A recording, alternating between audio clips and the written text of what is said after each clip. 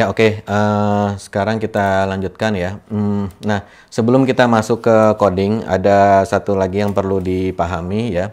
Yang perlu dipahami adalah model bagaimana cara request itu dieksekusi ya. Jadi di sini kita bahas tentang request execution model ya.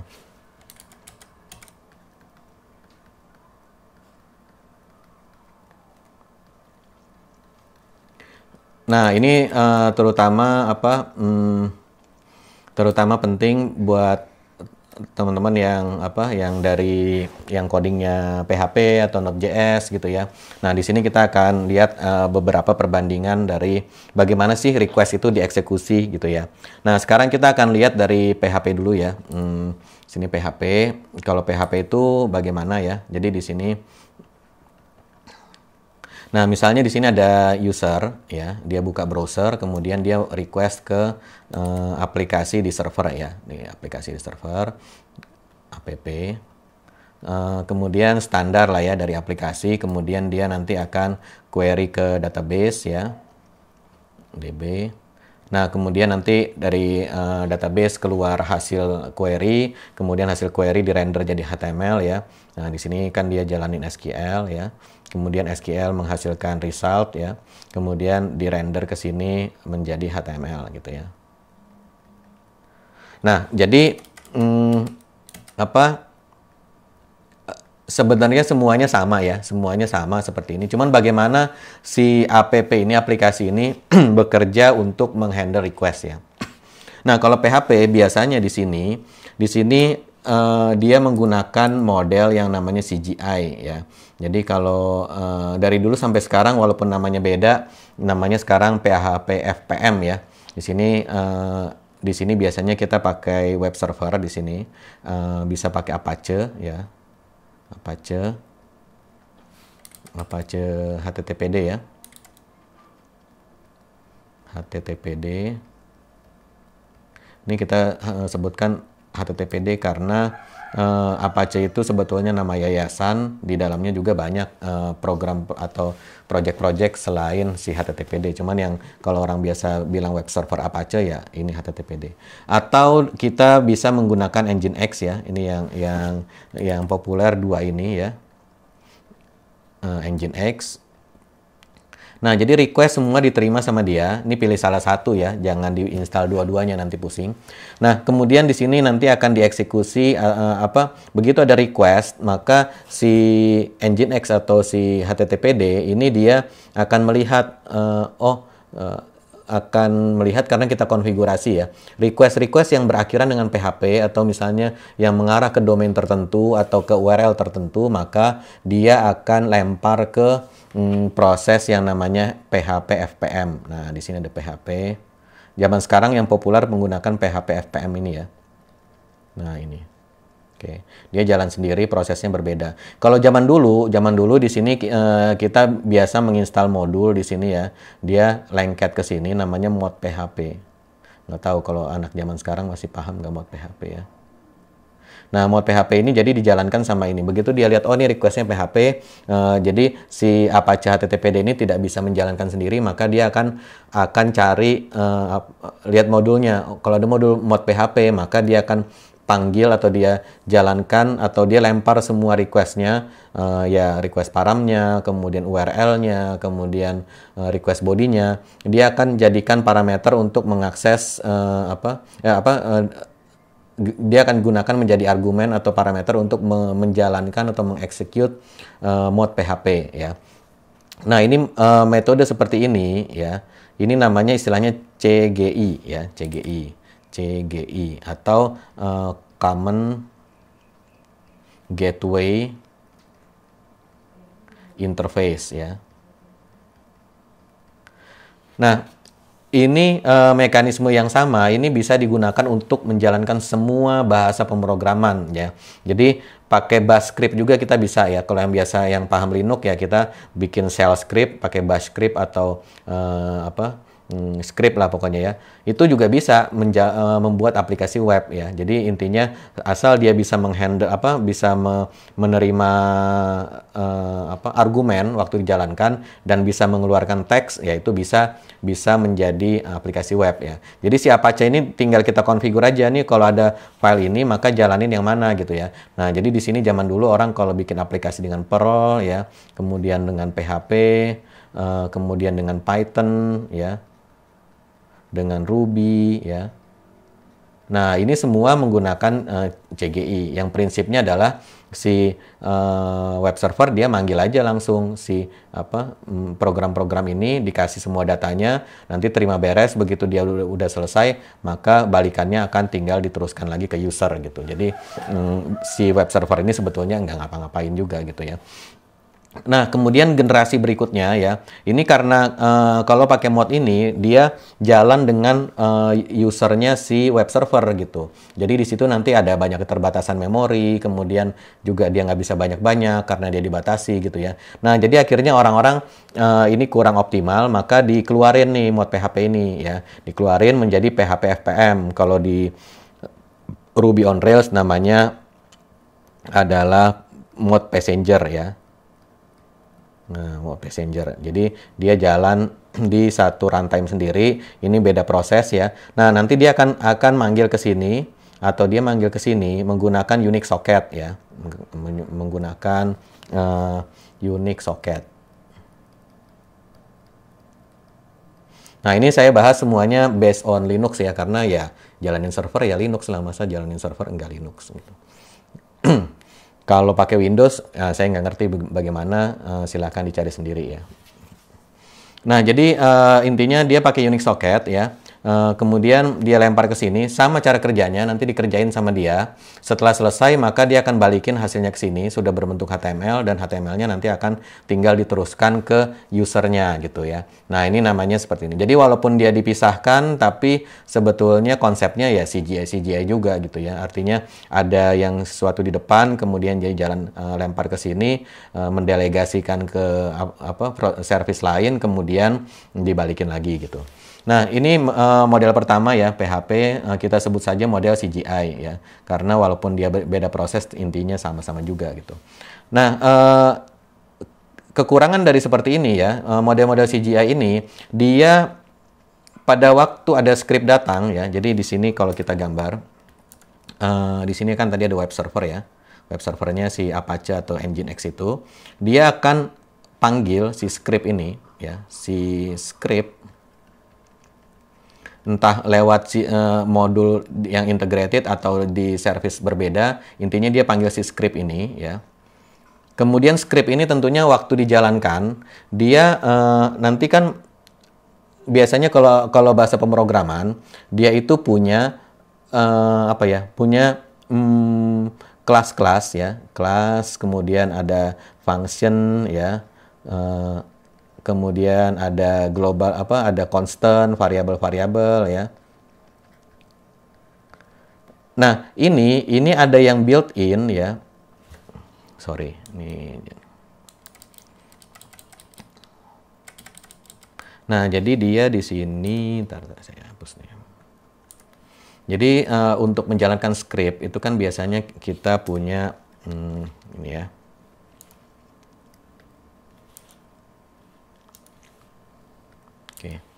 Nah, di sini kan dia punya ada kelas ya, kemudian ada method-method ya, function,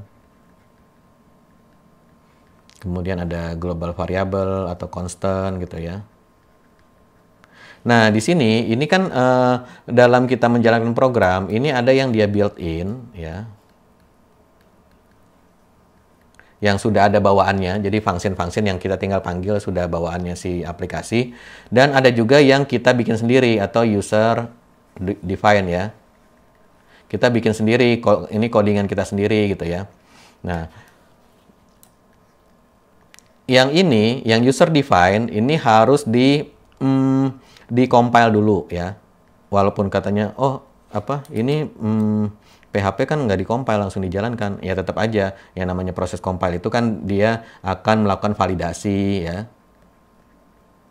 Kemudian nanti dia akan membuat namanya AST, Abstract Syntax Tree ya. Diparsing lah intinya sama dia, mana yang keyword, mana yang bukan, mana yang variabel, mana yang ini dan seterusnya gitu. Mana titik koma, mana itu. Ini apa? Abstract Syntax Tree ya, dia akan parsing menjadi AST. Nah, kemudian baru nanti dia akan jalankan ya, akan dia run ya. Oke. Nah, ini semua yang setelah sudah jadi AST, sebelum jadi AST. Nah, setelah jadi ini, maka yang built-in kan tentunya sudah diproses duluan ya. Maka dari sini dua-duanya ini ya, ini semua ini ya. Maka dia akan load ke memori. Load ke memori. Kenapa di load ke memori ya, supaya kalau dipanggil nanti ya udah available ya. Kalau dia tidak ada di memori, maka nanti biasanya kalau kita jalanin coding terus dia bilang function undefined gitu ya, functionnya belum ada gitu, atau variabelnya nggak ada, atau kelasnya nggak ada gitu. Padahal kita udah coding. Nah, itu tandanya si kelas kita atau coding kita itu belum di load ke memori, sehingga dia tidak tahu, oh nggak ada kok, dia bilang, padahal belum di load ke memori gitu ya. Nah, jadi di sini dia load ke memori, kemudian baru nanti dia akan jalankan gitu ya. Dia akan jalankan. Nah, dia run, kemudian nanti menghasilkan hasil gitu. Nah, ini dua-duanya harus di-load nih. Jadi PHP yang built-in itu bawaan dari programnya di-load ke memori, user define di-load juga ke memori gitu ya. Nah, ini akan diulangi lagi ya. Di sini dia tadi compile dulu ya. Untuk yang ini, untuk yang user define. Jadi kalau kita kasih nomor ya, maka begitu dia datang ke sini script, maka dia akan compile dulu ya, validasi, AST dan seterusnya. Kemudian setelah itu dia baru naikin ke memori, baru dia run ya. Nah, baru dapat hasil gitu ya. Nah, jadi tiga hal ini harus dilakukan gitu. Nah, kalau misalnya dia ada request baru, maka dia ulang lagi dari awal. Dia ini compile lagi, load lagi ke memori dan run lagi baru di run gitu ya. Nah, jadi sehingga ini dia konsepnya atau cara kerjanya adalah setelah dipakai dibuang gitu. Artinya nanti kalau ada request baru dia bikin lagi dari awal gitu ya. Nah, jadi ini seperti itu cara kerjanya.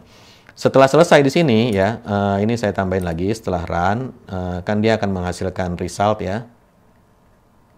Nah, kemudian di sini dia destroy ya, destroy. Destroy itu apa? Destroy itu artinya dia hapus dari memori ya. Kenapa dihapus dari memori? Ya supaya memorinya bisa dipakai oleh proses yang lain gitu kan. Nah, jadi seperti itu. Nah, ini ya,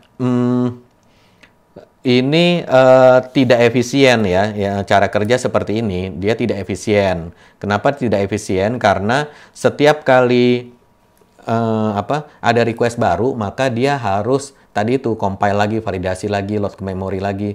Padahal itu codingnya atau aplikasi kita kan ya itu aja gitu ya. Jadi sehingga ini tidak efisien. Jadi dia harus start lagi dari awal gitu. Nah, jadi ini kelemahannya cara-cara seperti ini ya. Cara seperti ini dia mana ya, pakai warna apa ya? Jadi minusnya itu yang pertama dia ulang dari awal ya. Jadi dia compile berkali-kali ya, berkali-kali. Nah, kemudian dia ini ya, ini kan sebetulnya kalau codingnya udah sekali jalan ya jalan terus ya harusnya ya. Nah, kemudian dia destroy ya, destroy setelah proses ya, setelah selesai.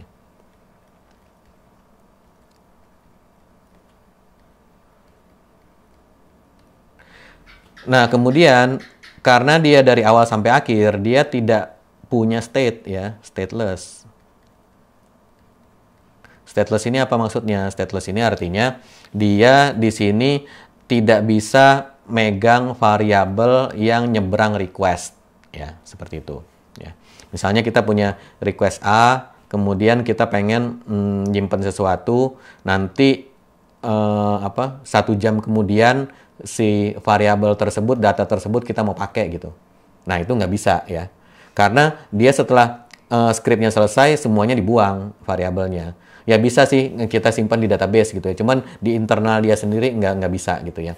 Nah, sehingga di sini konsekuensinya adalah tidak bisa kita buat di sini background proses.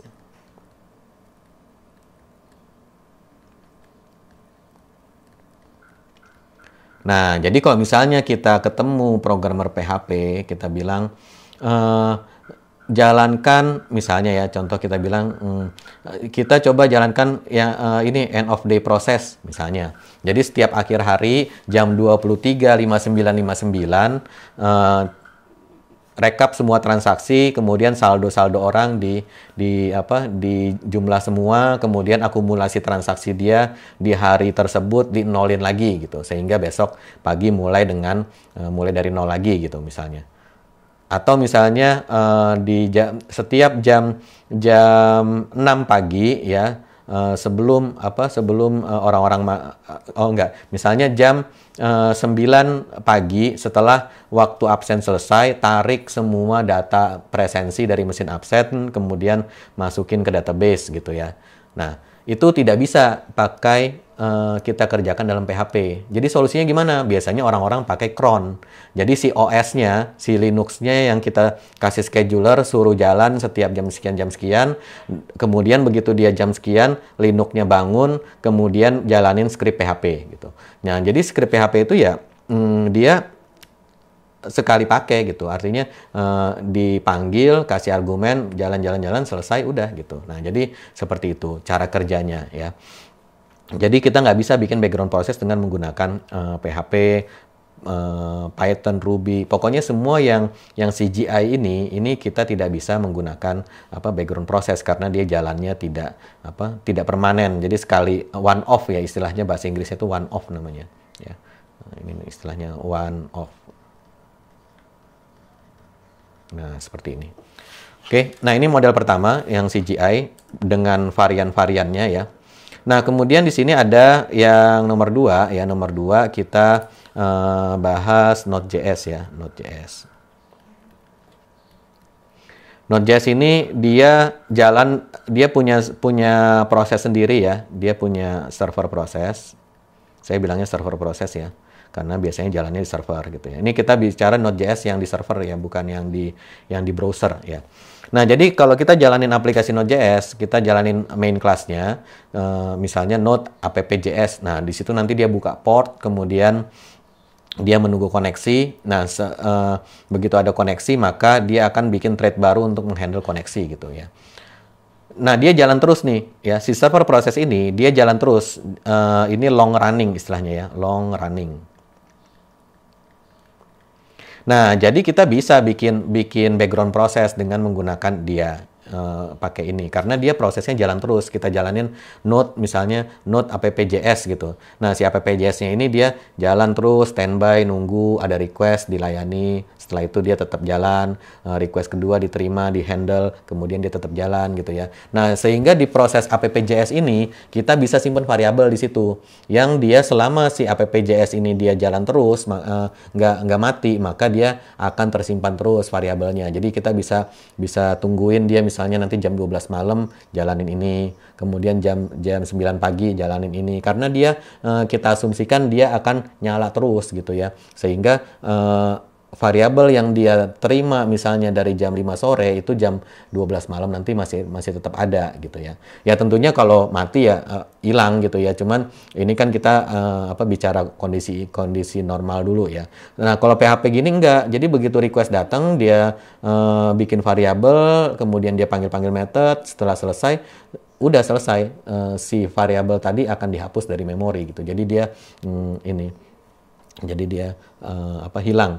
Nah, bedanya juga kalau PHP tadi, kalau nggak ada yang request, kalau sepi, ya udah dia nanti tidak ada proses atau tidak ada script yang jalan gitu. Nah, sedangkan yang model long running proses gini seperti Node.js, dia ada ataupun tidak ada yang request, itu akan tetap dia jalan ya. Dia akan tetap jalan standby gitu. Nah, makanya di situ kita bisa nyimpan variabel. Nah, Java itu modelnya sama seperti ini ya. Java itu modelnya sama dengan Node.js. Dia long running proses ya, long running.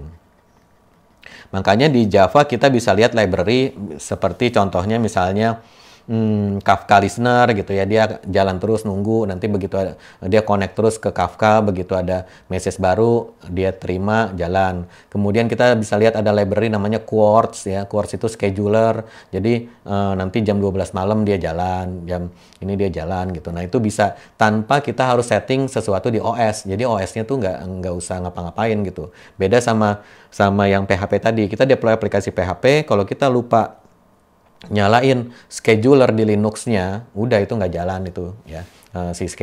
Background proses itu nggak akan jalan karena nggak ada yang manggil dan dia sendiri nggak bisa jalanin gitu ya. Nah jadi ini seperti ini ya, ada dua model seperti ini ya. Nah nanti Node.js sama Java ini dia agak beda dikit di model tradingnya, nanti kita akan bahas setelah ini ya. Nah tapi intinya adalah yang scripting yang one off ini ya, seperti PHP, Python, Ruby dan sebagainya. Ini ya kita tidak bisa bikin tadi background proses ya. Nah kemudian juga ini kalau yang long running seperti ini kita biasanya bisa kontrol memorinya biasanya. Jadi di sini nanti dia menjalankan VM sebetulnya ya, virtual machine ya. Nah VM-nya ini bisa kita kasih jatah, misalnya oke, jatahnya misalnya kita kasih jatah 1 giga gitu ya, 1 GB. Udah nanti dia bisa dia akan booking nih 1 giga ini. Jadi mau sepi mau rame, ini 1 giga tetap di booking gitu ya. Nah, itu bagus atau jelek ya?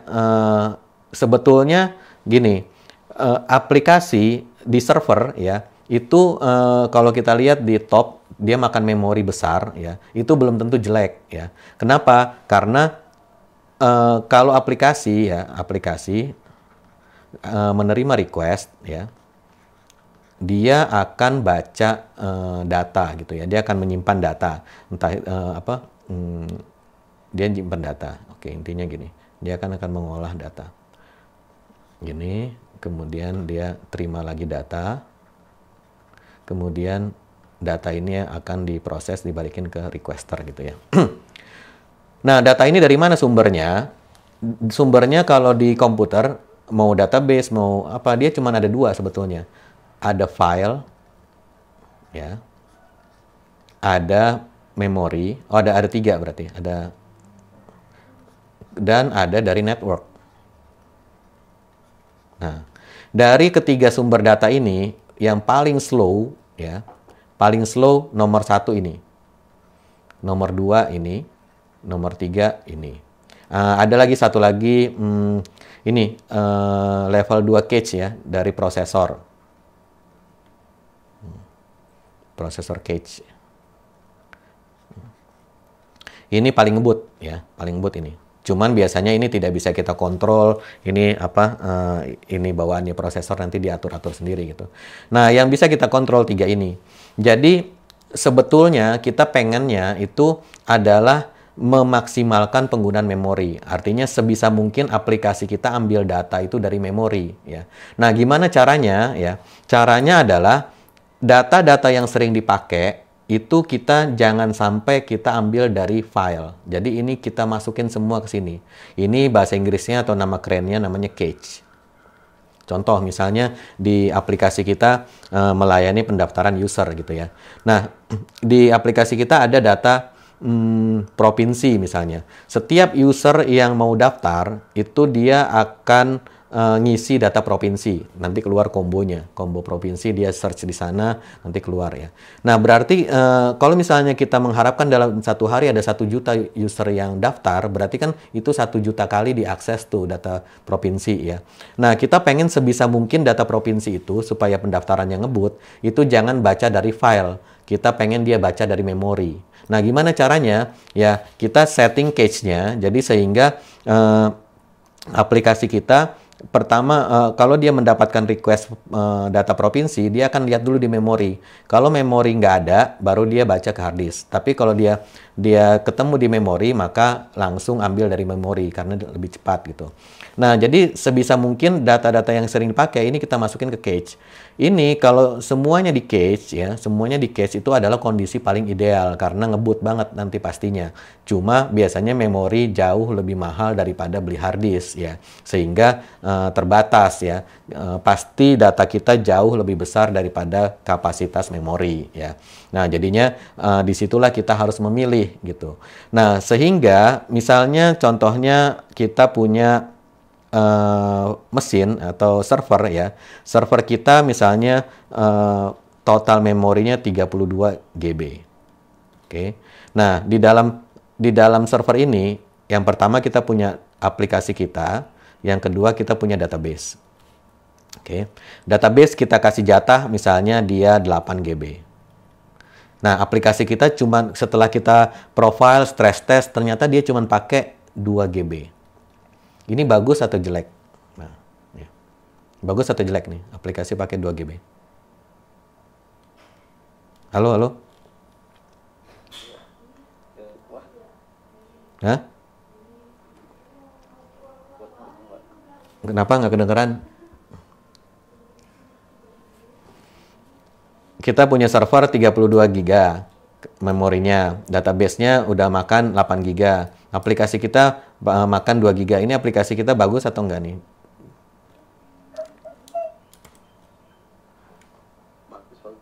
Kenapa bagus? Hemat ya? Hemat resource. Hah? Bagus? Kenapa? Menghemat storage. Berarti bagus.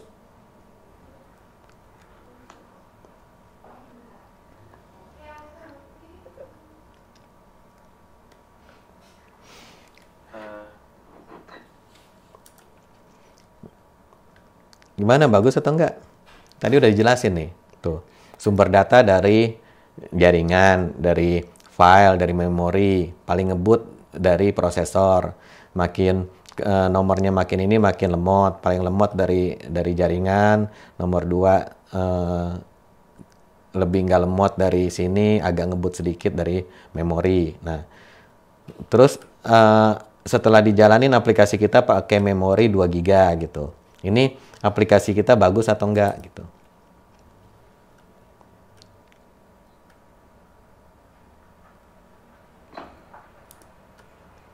Ayo gimana? Ngerti nggak ini? Sumber-sumber data dari mana? Maksudnya kalau resource-nya masih besar, aplikasinya bisa lebih bisa memanfaatkan memorinya, Pak. Nah iya, harusnya ini kalau aplikasi kita, kalau server 32, aplikasi kita cuma pakai 2 GB, berarti ini aplikasi kita nggak efisien ini, karena dia tidak memanfaatkan resource. Jadi aplikasi itu tidak selalu kita pengennya memori kecil. Nah, jadi harusnya di sini, idealnya ya semua datanya naikin aja ke cache. Ya, kalau semua data naik ke cache, berarti ini kan database kita 8 GB nih. Atau misalnya data kita misalnya dari, ini dia pakai memori segini ya, data kita misalnya 10 GB nih. Data customer, data transaksi, cuma 10 GB datanya. Naikin aja semua. Kalau naikin semua, nanti bagi 2 cache-nya, misalnya di sini dia, si database dia jadi misalnya pakai 12 GB. Aplikasi kita semuanya di cache ya, sehingga dia misalnya makan 16 GB gitu kan.